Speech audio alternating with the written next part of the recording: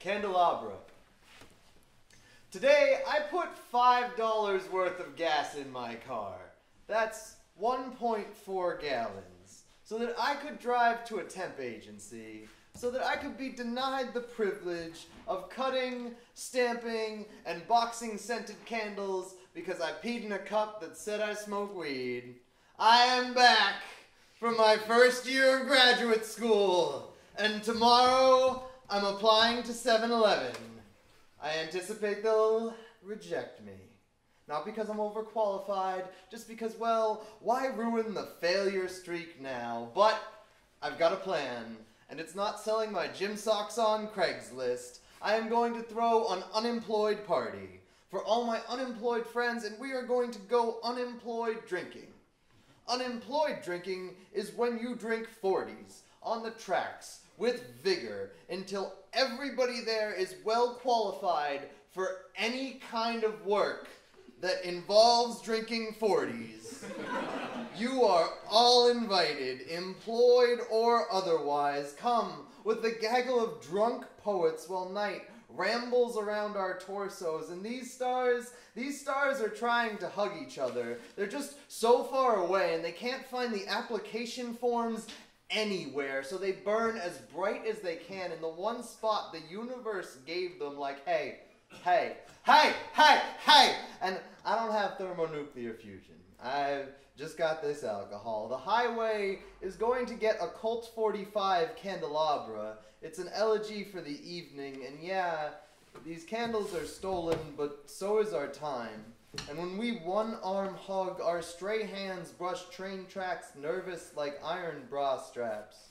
When currency becomes a construct again, a collection of tiny flicker orange approaching the threaded glass, becoming quivering middle fingers, listening to those motors zipping, zipping up and down the highway, and where are they going? Where are they all going? And will there be enough gravestones to cover all of us?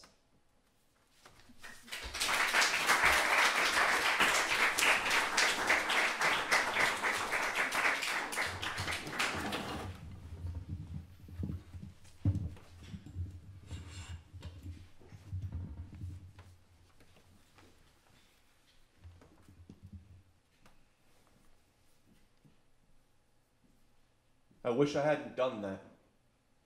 The moment slows down. You grip the steering wheel. Safety glass litters the dash. A weight, something you can't look at, pins your shoulder to the seat. Somebody is screaming. The girl in the passenger seat, trying to lift something out of her lap. And just like that, as if this kind of thing happens every day, your wish is granted. The whole scene plays in reverse. The body flings itself back out of your truck and lands perfectly on the hood. A boy. You can see him now. Maybe 14 years old. The pieces of glass lift into the air and the window stitches itself back together. The truck begins to slide backwards, away from the sidewalk and out into the street. A bent bicycle frame drags itself across the pavement, hefts itself upright and straightens out a kink. The boy bounces off the front bumper and settles gracefully onto the seat. The bike begins to roll. Back over the curb, onto the grass, behind the hedge. Before he disappears, the boy turns his face to you in surprise, and away in indifference. And the scene keeps going. You reverse all the way back across town and skate into that perfect parking space. You teeter back around the truck and open the passenger side door, you and the prettier by the moment girl sidling arm in arm back into the club. Your friend is there, angry about something. And you're shrugging him off, and then he's whispering in your ear, and then you're at the bar again. You hand your drink over to the bartender. He slides a few crisp bills back into your hand. And then it all rights itself, and you're at that moment where you see her standing a few feet away, and you're just drunk enough, you think, to go and talk to her, and she smiles at you and tells you her name, and you smile back and thank God, please don't fuck this one up.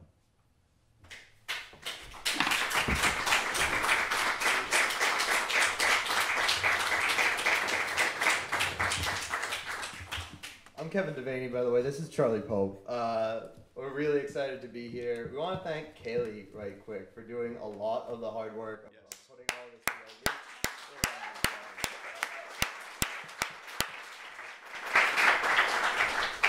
there are all sorts of tasty things that you can buy. All of this is a benefit for Portal Arts Group, which is a group that I run that I'm going to plug a bunch about later. But now I'm going to read another poem. One of the other tasty things you can buy back there are Charlie has books, and I have an entire book from different poets that's all about zombies. So this poem is called Love Song for the Zombie Apocalypse. I love the zombie apocalypse because it means that you are free. Now, freedom is not the same thing as safety. But you walk with fewer hands in your pockets, less television words in your ears. I want to tell you, I want you to be there with me when it happens. I want to. But they will come, and in all likelihood, we will not remain. We are prime candidates for gnawed intestine, these unlocked doors, large glass windows. Love how they let in the light, hate how they let in the flesh-eating abominations. In all likelihood, our bones will snap under maddened teeth, or when the backup brigade of former Yakuza katana-wielding badasses shows up a second too late, you, bitten, me dragged by Kevlar hands back to an ambulance-turned-sanitation van, or even if they get there on time, get both of us back in the van, safe and bite-free for a second, until the zombos' clutching hands find the pins of their grenades. The explosion tosses the van on its side like a tin can, rolling through the bad part of Z-ville, a newly found roulette of death sentences. I cannot think of a way that I would like to see you die. But I know this. If I could choose, it wouldn't involve chewing or bodily mutilation, because I really like you. And I know it's a fucked up way to say I love you, but if you got bit, I would shotgun you in the face. It's nothing personal. It's just how we survive around here. Plus, if you're bit, you smell like blood. These things aren't unlike sharks, and the hordes you'd attract would be monstrous. In all likelihood, you'd be eviscerated by starving zombies. And in all likelihood, babe, that's chewing and bodily mutilation right there. But love has never been a child of likelihood. And I know we will both die in time. I still cannot think of a way that I would like to see you go, but I can think of this. We go out way into the middle of the woods, right, and we build a tree house. Every morning, we eat the nutrition bars that we stole from the grocery store, long after no one owned the grocery store. You teach me yoga. We both lift weights, because being agile and strong, whole new kinds of important right now. One morning, we decide, hey, if we're going to fight off the zombie apocalypse, we should probably know how to fire a gun. So, it's during our first daylight raid of the shooting range that we realize that loud noises, like gunfire, attract Zeke and Zed and Zoe. The place goes dark because the windows are all hands. Then from the sky, the former Yakuza's helicopter hits the roof, airlifts us to the top of Devil's Tower, where despite guard posts and razor wire, society has remembered itself. What is had is given. We would grow as old as these bodies would let us. Your hair would go white, and it would be beautiful. And one day you would pass. I cannot know the sadness of that day, but I know this. This is a fate that we could walk to. If the undead weren't grating at our options with their teeth and palms and certain doom, this is a future that no one, dead or otherwise, could swallow for us.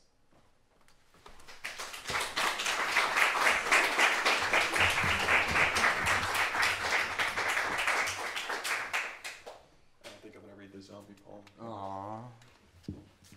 This is the closest that I get to writing love poetry anymore. In small towns, an empty house is enough to bring all the sunglasses and tattoos and 20 miles to sit on the kitchen counter, hanging from jackal mouths open wide, taking in drink and talk like the ocean, swallowing up all the rivers in California. When you snuck into my room in the dead of night, hands full of photographs you wanted me to keep, I should have told you to come with me. Told you to pack your bags and fuck your job, buy a plane ticket so we could live in that music box together. So we could walk out in the morning and not care that we didn't have any money take the train down to the bay so we could watch the fog roll in over all those twisted streets and laugh about how the whole world has gone mad. But I am a boy, and boys do stupid things. You tore me from my house like a boat snapped free of its moorings. What was I supposed to say to you? That I was taking on water? That the city was rising up around me like sand? I was reaching for air, and my hands were stretched between cloud cover and the hem of your skirt. I didn't know that you were light enough to carry. So now it's my birthday, and all I can think about is that first week, my parents' vacation, the house party, how I thought the whole time that the legs on that table would break.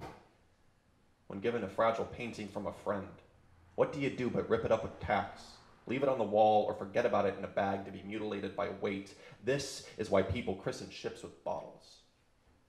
This is why people vandalize trains, scratching them up with knives so at least this one thing survives them.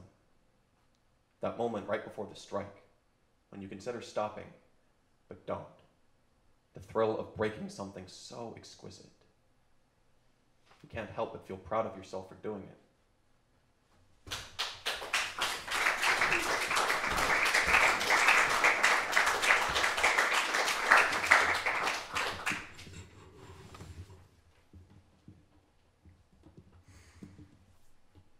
So this one's kind of old. I think I have it memorized. We're going to find out right now. It's called, I Realize Her Face is a Secret I Whispered to the Moon Last September.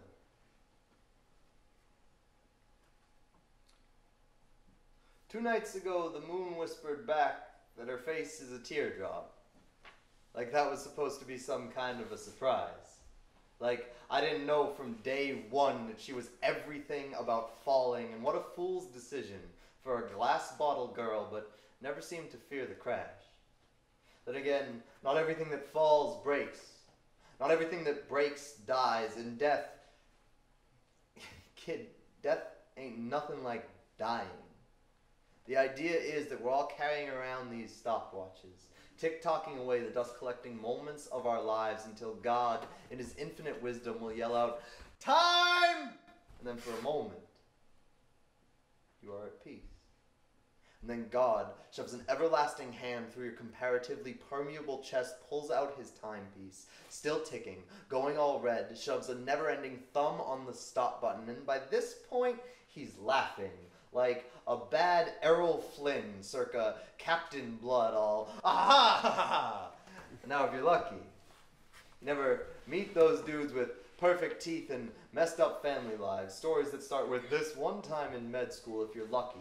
They don't try to jam that thing back into your chest, swearing they have hands like heaven's mirrors, swearing they're not just intelligent monkeys playing at the world's most complicated typewriter. If you're lucky, God will tilt the face of that thing towards you.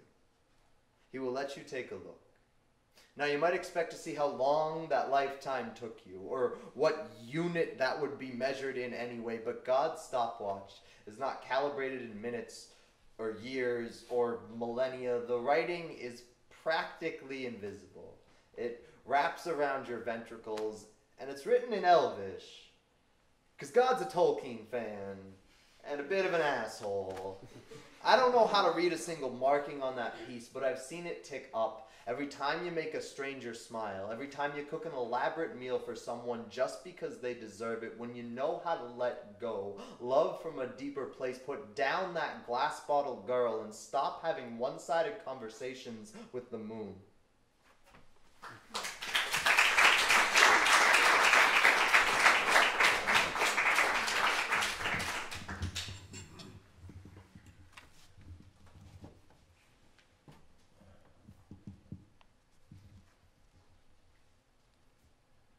And suddenly, softly, without noise or breath or any motion at all, you are awake. Later, you will wonder what made you open your eyes. If there was some tremor, some quiver of thought that tipped you off and kept your body still, because waking up is usually such a difficult thing with you.